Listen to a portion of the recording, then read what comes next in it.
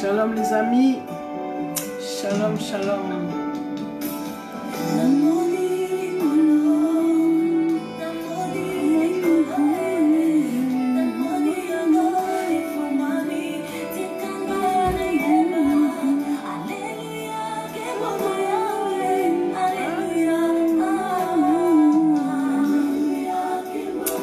Shalom, shalom. Alléluia. Alléluia, alléluia. Nazuz et Rabino, je vous attends. Comme on dit, Bokota, Bokota. Aujourd'hui, nous allons parler des choses sérieuses.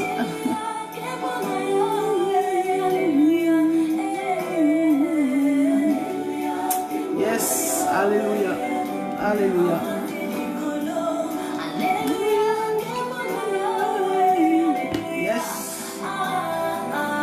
Shalom, shalom. Mes bien-aimés, j'espère que vous allez très bien. Je vous attends, je vous attends.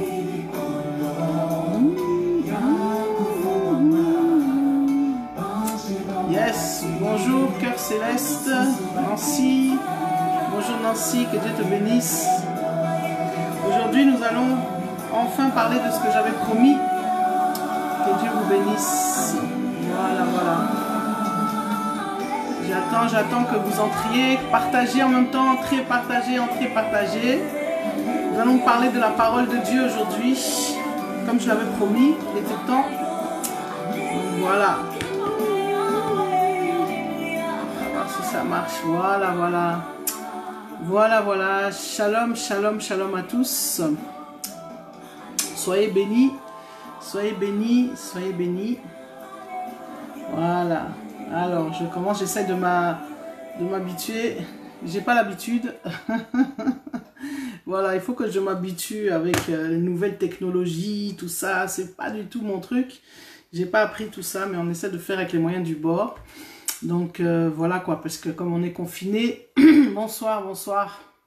Abdoulaye, bonsoir. Maman Luce, ma sœur Luce, bonsoir. Que Dieu vous bénisse tous. Comme je l'ai dit, aujourd'hui, nous allons nous retrouver. Parce que je vous l'avais promis, je l'avais promis surtout au Saint-Esprit, que c'était important de pouvoir parler de la parole de Dieu. Donc voilà, j'avais parlé dans un de mes premiers directs, j'avais dit que le Seigneur m'avait mis à cœur qu'on puisse faire donc ensemble des directs sur la parole de Dieu, sur méditer la parole de Dieu. Et j'aimerais donc vous partager un petit peu cette expérience. Et un petit peu, voilà, qu'on puisse voir ça ensemble. Bonsoir Tony, ou bonjour Tony, on est encore l'après-midi.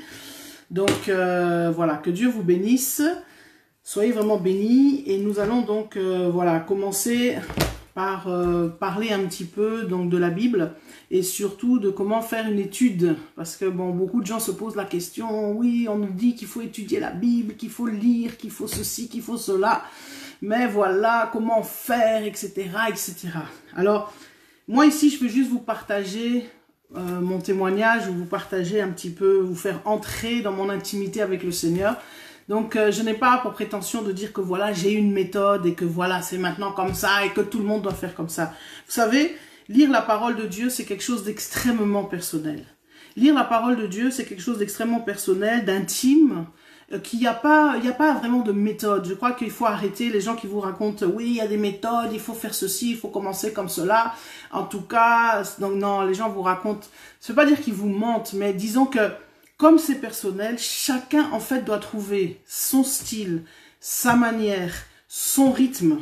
Il n'y a pas de voilà quoi, je veux dire, il n'y a pas de méthode universelle pour lire la parole de Dieu. Alors, vous savez, la première chose, c'est de réaliser, il faut qu'il se passe quelque chose d'abord. Avant de pouvoir lire la parole, bonsoir Louise, bonsoir Marielle, pardon, bonsoir Véro. Donc voilà, avant de pouvoir lire la parole, il faut qu'évidemment, au départ, il y ait quelque chose qui s'est passé, c'est-à-dire une rencontre entre vous et Dieu. Il faut qu'il y ait cette rencontre, il faut qu'il y ait, donc comme on dit, cette nouvelle naissance.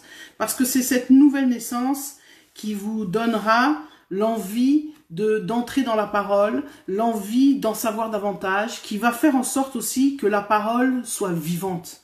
Parce que vous savez, on peut lire la Bible de deux manières. On peut la lire comme un livre, comme n'importe quel autre livre qui existe, historique, et puis voilà, on lit des choses, ok, c'est intéressant, il y a une histoire, ok, il y a l'histoire, on parle de l'histoire de Joseph, on parle de l'histoire de Moïse, de Jésus, bon.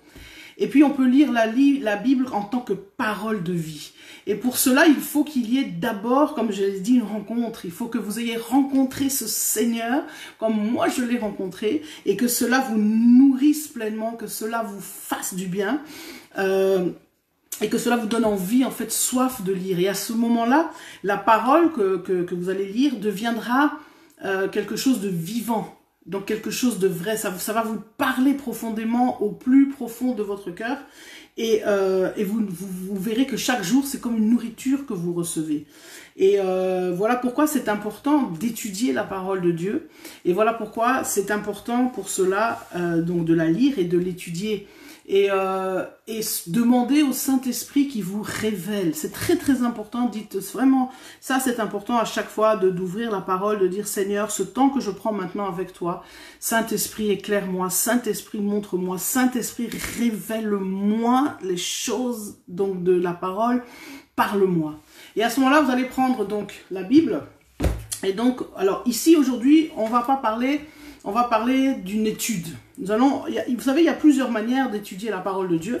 Alors, il y a la parole quotidienne qu'on peut lire. C'est-à-dire que voilà, vous lisez un verset, 2 versets, je sais pas, tout un chapitre. Bon, c'est vrai que quand on commence à lire des chapitres en entier, on entre quand même dans les études. Mais voilà, à ce moment-là, vous savez, bon, d'abord, il faut savoir qu'au niveau des Bibles, il y a toutes sortes de Bibles. Alors, aujourd'hui, on va s'intéresser aux Bibles d'études. Donc, je vais m'attarder sur les Bibles d'études et pas les autres Bibles. On en reparlera dans une autre émission, justement, toutes sortes de Bibles qu'il y a. Mais aujourd'hui, on va s'intéresser à ce qu'on appelle des Bibles d'études. Parce que pour vraiment bien méditer la parole, pour bien entrer comme je dis, enfin, en profondeur, les Bibles d'études sont vraiment un cadeau que le ciel nous fait. C'est vraiment très important. Alors, pour ça, vous savez, il y a différentes sortes de Bibles. Alors, de Bibles d'études, il y a différentes Bibles d'études. Je vais vous en présenter juste quelques-unes. Donc, voilà. Alors, là, je vais juste la sortir. Je vais la sortir de sa couverture, comme ça, c'est pas plus facile. Donc, voilà. Il y a différentes, comme je disais, sortes de Bibles. Alors, je ne sais pas comment je vais pouvoir faire. Alors, pour pouvoir vous présenter les Bibles d'études, je pense que je vais devoir prendre donc ma caméra. Et de voir donc la tournée, parce qu'ici là je vous en ai présenté 4, hein, je vous en présente 4. Il y en a beaucoup, il y a beaucoup de Bibles d'études, mais ici j'en présente 4 que je trouve très intéressantes, 4 qui permettent de bien étudier, mais il y en a, comme je dis, un paquet d'autres. Il y a la Bible d'études MacArthur, il y a la Bible d'études, je veux dire, il y en a une autre encore que je peux prendre, attendez. Ça c'est important. Oh là là. Bon. Alors. Bon, bref. Alors nous allons justement nous intéresser à tout ça. Alors, je vais prendre ici là mon appareil pour pouvoir un petit peu présenter donc les différentes Bibles d'études, comme je disais, que j'ai ici. Alors c'est très important. Qu'est-ce que c'est une Bible d'études? Alors j'espère que vous allez. Ah oui, il faut que voilà, je vais tourner la caméra. Alors, une Bible d'études, vous voyez, comme je vous disais ici, nous avons plusieurs sortes de Bibles. Alors, vous avez ici, par exemple, une très très bonne Bible qu'on appelle la Bible expliquée. Okay, la Bible expliquée, c'est une Bible très en détail, comme toutes les Bibles d'études. Alors, il y a des Bibles, il faut savoir que il y a des Bibles qui ont ce qu'on appelle, la plupart de nos Bibles à nous, il n'y a pas ce qu'on appelle dedans les textes deutérocanoniques, c'est-à-dire qu'on retrouve par exemple dans la Bible de Jérusalem, parce qu'il y a plusieurs, il faut savoir qu'il y a plusieurs sortes de Bibles. Alors, je vous montre seulement, comme je disais, plusieurs sortes, et puis on va en parler. Alors, il y a ici, comme je disais, la Bible expliquée, c'est une très bonne Bible d'études. Vous avez une Bible d'études que moi je conseille à ceux ceux qui veulent commencer, qui n'ont pas l'habitude justement, qui veulent commencer, qu'on appelle la Bible d'études du semeur. Donc c'est bien parce que la Bible du semeur, c'est la Bible qui est dans un français assez courant, un français facile à comprendre. Et comme vous voyez, vous avez dans la Bible du semeur une Bible d'études. Là par exemple, ça se présente comme ça. Là je prends dans le livre de Jérémie, vous avez toujours une introduction où on vous explique ce qu'est donc le livre de Jérémie. Et puis ensuite, à l'intérieur, vous avez ensuite des notes en dessous qui sont très très utiles lorsque vous commencez donc à lire. Alors, comme je vous disais, vous avez la Bible du semeur. Vous avez, là ici j'ai une autre Bible, la génération Bible, grandir dans la foi, d'accord? Ça vient aussi du semeur. Donc vous voyez, c'est aussi une autre manière. Vous voyez, donc il y a ici des petits, comment on appelle ça, je sais plus comment on appelle ça en français là, des marqueurs, vous voyez, pour vous amener, pour savoir. Là, on est dans Juge par exemple. Donc pareil, le système en fait des bibles d'études, c'est la même chose. C'est que c'est des bibles, il y a le texte biblique avec des annotations. Alors, il y a celle-ci que j'aime beaucoup, c'est celle avec laquelle moi en ce moment je fais mes études. C'est ce qu'on appelle la Bible Vie Nouvelle. Vous voyez, ça c'est très très bien. J'aime beaucoup cette Bible parce que c'est pareil, c'est le même système. Vous voyez, il y a entre les textes bibliques, vous avez des petites explications. Là, par exemple, on est dans le texte de Juge à nouveau. Là, vous voyez, il y a parfois des petites explications et puis il y a les notes en bas qui sont très très très explicatives, qui vous donnent des explications sur les versets, qui vous aident à méditer, à comprendre. Alors, vous avez donc la Bible là. Alors, il y a celle-ci que j'aime beaucoup, c'est la Bible archéologique. Alors, la Bible archéologique avec des notes d'études, c'est très bien parce que ça vous donne des explications. Donc, c'est à la fois la Bible, mais dedans, vous avez des informations culturelles, par exemple. Vous avez des informations sur ce qu'est le texte aussi, sur si on peut prendre par exemple, vous voyez, on va essayer de l'ouvrir là. Alors vous m'excuserez, hein, je suis pas fort en technique, j'ai pas de technicien, donc on essaie de faire tout soi-même. Donc vous voyez par exemple, vous avez là on est dans Malachie, vous avez par exemple des passages clés des livres prophétiques. Alors vous voyez par exemple, voilà, alors le texte, là vous avez des informations historiques et culturelles, et ça vous permet d'avoir donc un contexte, de connaître le contexte, comme je dis, dans lesquels les textes bibliques sont fondés. Ça, c'est une excellente Bible que je vous conseille, donc qu'on appelle la Bible avec les notes archéologiques et historiques.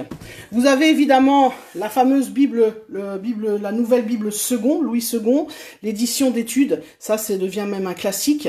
Donc une très bonne Bible également, la Bible Louis II d'études. Pareil, le même système, comme je le disais, vous voyez, chapitre de Luc, vous avez Luc et en bas, vous avez les notes. Donc ça, c'est le système de base de la Bible, enfin des Bibles d'études, c'est toujours avec des notes, avec des annotations donc en plus du texte, et vous avez une petite introduction chaque fois aux différents livres. Donc ça c'est la Bible d'études. Et puis vous avez la fameuse Bible, ce qu'on appelle la Thompson, que j'ai beaucoup aimé au début de ma conversion. C'est une Bible d'études avec laquelle j'avais beaucoup travaillé, qui est une très bonne Bible. Là, vous voyez, il y a encore des passages soulignés. Alors j'aime bien parce qu'elle fonctionne. La Thompson, elle fonctionne avec ce système, vous voyez, vous avez donc le texte au milieu et à côté vous avez les annotations. Voilà, excusez-moi, vous avez des annotations et vous avez donc des renvois, avec aussi des onglets ici, des renvois aux différents passages, à d'autres passages, à aussi des renvois à des thèmes qu'on retrouve dans la concordance, parce que toutes ces bibles d'études ont à la fin aussi une concordance. Vous voyez, des informations en plus, des informations archéologiques, des informations historiques, etc. Donc, voilà un petit peu ce que je peux dire. Là, voilà, là je reviens vers vous. Et donc, voilà un petit peu voilà ce qu'on peut dire sur les Bibles, les différentes Bibles d'études. Ça vous donne une idée de ce que sont les différentes Bibles, voilà, qu'on peut avoir, les différentes Bibles d'études. Alors, ce qui est important, c'est que quelle que soit la Bible d'études que vous prenez, hein, c'est bon pour ceux qui aiment étudier, c'est important d'étudier la Bible. Donc c'est bien d'avoir des Bibles, d'en avoir. Vous voyez, bon, moi j'en ai, je sais pas combien. Voilà, toute une bibliothèque de Bibles parce que voilà, quelqu'un qui étudie la parole, qui veut en savoir plus, qui veut rencontrer son Dieu, qui veut connaître davantage, il est important d'étudier. Alors, quand vous avez une Bible d'études, et c'est un peu ce qu'on va faire aujourd'hui, ce que j'essaie d'expliquer aujourd'hui, c'est que dans une Bible d'études, comme je l'ai dit, elle est organisée de la manière suivante. C'est que peu importe la Bible que vous avez, il y a toujours évidemment comment dirais-je, les choses de base. Donc les choses de base, c'est que bon, vous avez la Bible, donc le texte biblique. Alors évidemment, il y a plusieurs versions bibliques, mais bon, aujourd'hui, on va pas parler de ça, on pourra en revenir dans une autre émission, donner ou parler des différentes versions qu'il y a. Donc il y a le texte biblique et c'est toujours accompagné de beaucoup d'éléments en plus. Donc vous avez des éléments, vous avez des cartes, vous avez des éléments, bon voilà, des précis comme là dans la Bible que je donnais, comme des précis historiques, des généalogies, là vous voyez vous avez des cartes, etc. Donc ça, les bibles d'études c'est tout le temps constitué de ça et ce qui est important c'est de savoir que devant chaque livre, avant chaque livre, vous avez toujours une petite explication qui vous font entrer dans le livre, comme je disais. Par exemple, bon, moi en ce moment, je suis en train d'étudier les textes, la première lettre, donc la première épître de Paul aux Corinthiens.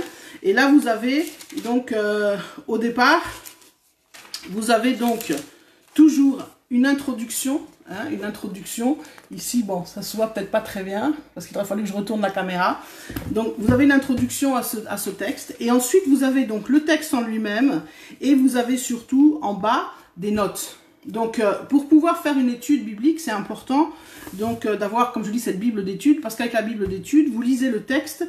Et ensuite, donc vous lisez les notes. Et cela vous permet d'approfondir, en fait, d'approfondir un texte, d'aller plus loin, parce que ces notes soit vous donnent des explications sur un verset, soit vous donnent des explications sur le contexte, soit vous donnent des explications aussi d'interprétation. Parfois il y a des interprétations, c'est pas toujours évident. Donc cela vous permet de plonger dans le texte et notamment cela vous renvoie, parce que beaucoup de versets, beaucoup de textes, comment dirais-je,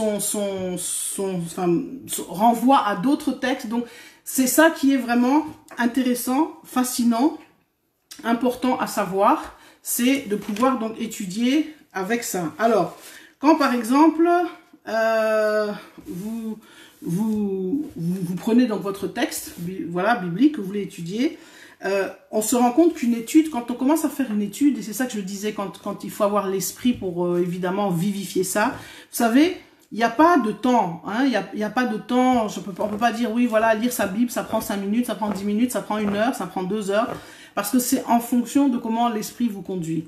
Mais ce qui est sûr, c'est que quand on commence à faire une étude, quand on commence à s'intéresser au texte biblique, voilà, ça nous prend du temps. Donc, vous voyez, par exemple, vous prenez un texte et cela va vous amener il y a chaque fois, par exemple, si je prends ici, là, c'est vrai qu'on voit pas bien. Il faudrait que je fasse une vidéo où on voit ce que je suis en train de faire. Quand vous prenez un texte, vous avez des notes à côté et vous avez des notes en bas de page. Alors, souvent, les notes que vous avez à côté, par exemple, si vous prenez, là, je suis dans 1 Corinthiens 10. Donc, on va prendre un exemple. Alors, je vais essayer encore de tourner la caméra. Voilà, pour arriver à 1 Corinthiens. Alors, vous voyez, là, je suis dans 1 Corinthiens 10. Donc, si on prend le texte, on prend la premier verset. Alors, attendez. Frères et sœurs, je ne veux pas vous laisser ignorants que nos ancêtres... Donc, frères et sœurs, je ne veux pas vous laisser ignorer que nos ancêtres ont tous été sous la nuée et qu'ils ont tous passé à travers la mer. Donc, vous voyez, ça c'est le premier verset. Vous voyez ici, dans la page à côté, enfin juste là dans la marge, pardon, vous voyez qu'ici, là, donc on était au chapitre 10. Alors, vous voyez, il faut savoir que donc là, on parle chapitre 10. Là, ici, ça veut dire 10. Et ici, là, vous avez 10.1, ce qui veut dire que c'est le verset 1 qu'on a lu. Et là, vous voyez que dans ce verset 1, vous avez déjà des références à différents textes dans la Bible qui parlent de ce verset. Alors, vous avez ici, c'est souvent écrit donc en abréviation, Exode, donc chapitre 13, verset 21, chapitre 14, verset 22, ou bien dans Néhémie, au chapitre 9, au verset 11, ou bien Psaume, alors, excusez-moi, Psaume 66, donc Psaume 66, verset 6, etc. Donc, vous voyez, ça, c'est déjà la première chose. Vous avez, chaque fois face à un verset, vous avez dans la page ou dans la marge à côté une note. Et puis, quand vous descendez, vous voyez, vous avez ici, par exemple, ici, il y a un petit encadré, la raison de notre persévérance. Alors, vous avez comme ça une petite explication. Et puis, quand on descend plus bas, vous allez voir ici que lorsque vous allez la voyez, donc les notes, ça a toujours 10.1 Point 5, ça veut dire chapitre 10 du verset 1 au verset 5. Et là, vous avez des explications. Vous voyez? Donc là, c'est vrai que ça parle d'une manière générale, ça parle du verset 1 au verset 5. Donc vous avez ici des explications. Mais parfois, on peut s'arrêter à un verset, comme ici, vous avez le verset 2. Donc chapitre 10, verset 2. Donc vous voyez, ça, c'est un petit peu, voilà comment ça fonctionne. Alors, je sais que peut-être certains vont me dire, c'est pas très intéressant tout ça. Pourquoi je fais tout ça? Parce que, voilà quoi, je veux dire, pour vous, il y en a parmi vous qui ont l'habitude de lire les textes, et il y en a qui ont l'habitude de faire des études, mais je tenais à le faire parce qu'il y a certaines personnes peut-être qui n'ont pas encore, voilà, qui ne savent pas ou qui n'ont pas l'habitude de pouvoir, faire une étude biblique ou bien de savoir comment utiliser une Bible. Donc voilà, c'est un petit peu ça que je voulais vous partager. Alors, ensuite, nous aurons l'occasion d'entrer dans les textes et puis d'essayer de faire, comme je dis, une véritable étude biblique ensemble. Je vais voir comment, voilà, comment le Saint-Esprit peut me guider pour un petit peu faire ce travail. Mais c'était un petit peu important que je voulais dresser un petit portrait, vous présenter un peu d'abord d'une manière générale, c'est quoi une Bible d'études, comment ça se présente, et voilà. En tout cas, vraiment, que Dieu vous bénisse. Je vous dis à très très bientôt, on se reverra donc bientôt et je vous souhaite plein de bonnes choses, surtout que Dieu prend bien soin de vous et que vraiment vous restiez en bonne santé, prenez soin de vous, ne sortez pas quand c'est pas nécessaire, n'oubliez pas tous les gestes qui peuvent, comme on dit, sauver, parce que voilà, de désinfecter les mains, porter des masques quand c'est possible, et je vous dis à très très bientôt. Bye bye.